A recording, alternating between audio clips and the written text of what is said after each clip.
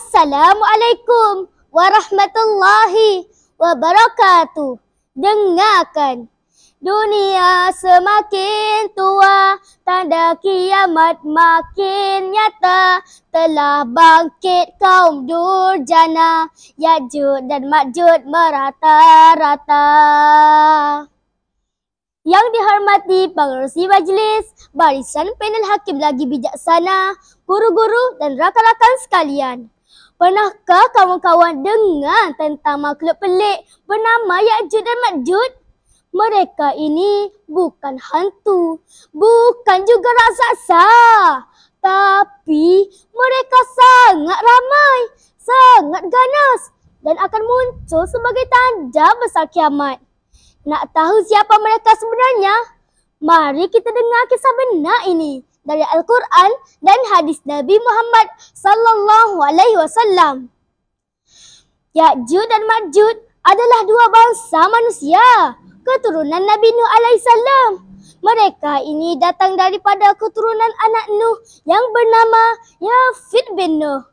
Mereka bukan jin, bukan syaitan, tapi manusia juga.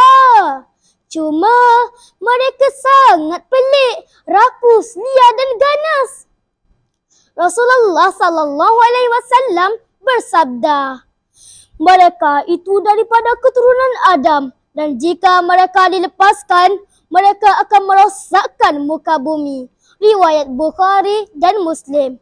Menurut ulama, mereka tinggal di satu kawasan di sebalik tembok yang besar yang dibina oleh Zulkarnain.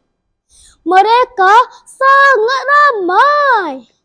Dalam satu hadis yang diriwayatkan oleh Bukhari dan Muslim, Nabi Muhammad sallallahu alaihi wasallam bersabda, setiap 1000 daripada mereka, hanya satu manusia akan selamat. Maknanya jumlah mereka sangat-sangat banyak. Ada seorang raja soleh bernama Zulkarnain. Baginda mengembara ke timur hingga ke barat dan sampai ke satu tempat. Di situ ada satu kaum yang merayu. Wahai Zulkarnain, Ya'juj dan Ma'juj membuat kerosakan di bumi.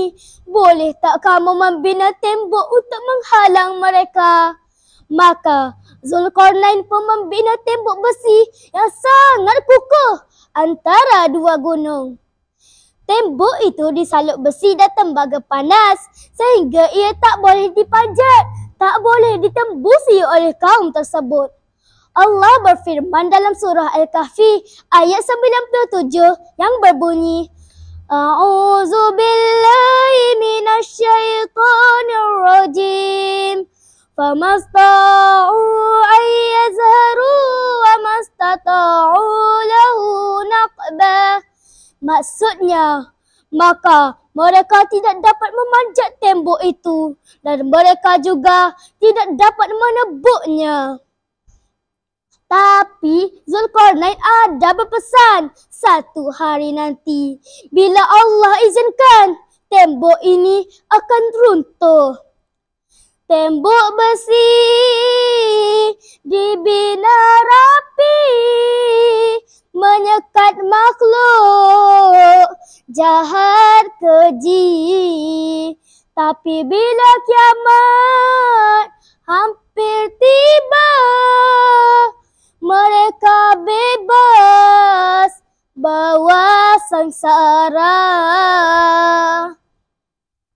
Kawan-kawan, apabila Ya'juj dan Ma'juj keluar nanti, mereka akan turun dari gunung-gunung tinggi, minum semua air, makan semua tumbuhan dan membunuh siapa saja yang mereka jumpa.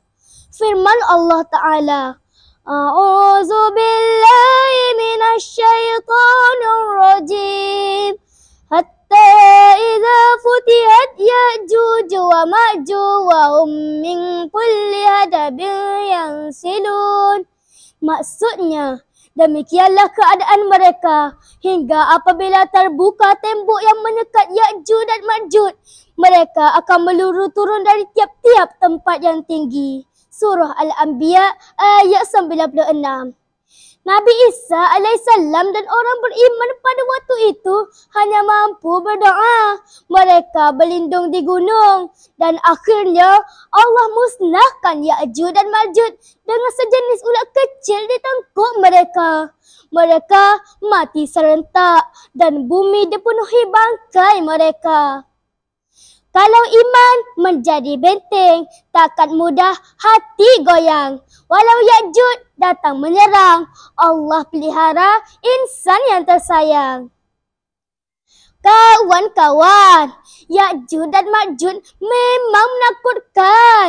Tapi yang lebih penting ialah persediaan kita pada hari ini. Adakah kita rajin baca Al-Quran? Adakah kita jaga solat? Adakah kita taat pada ibu bapa? Ingat, Allah hanya pelihara orang yang beriman dan beramal soleh. InsyaAllah, kita semua akan selamat dari fitnah akhir zaman. Mari semua kita bersedia, ilmu dan iman perlu dijaga. Ya'juj dan Ma'juj bukan cerita, tapi tanda besar dunia akan binasa. Sekian, wabillahi taufiq wal hidayah. Wassalamualaikum warahmatullahi wabarakatuh.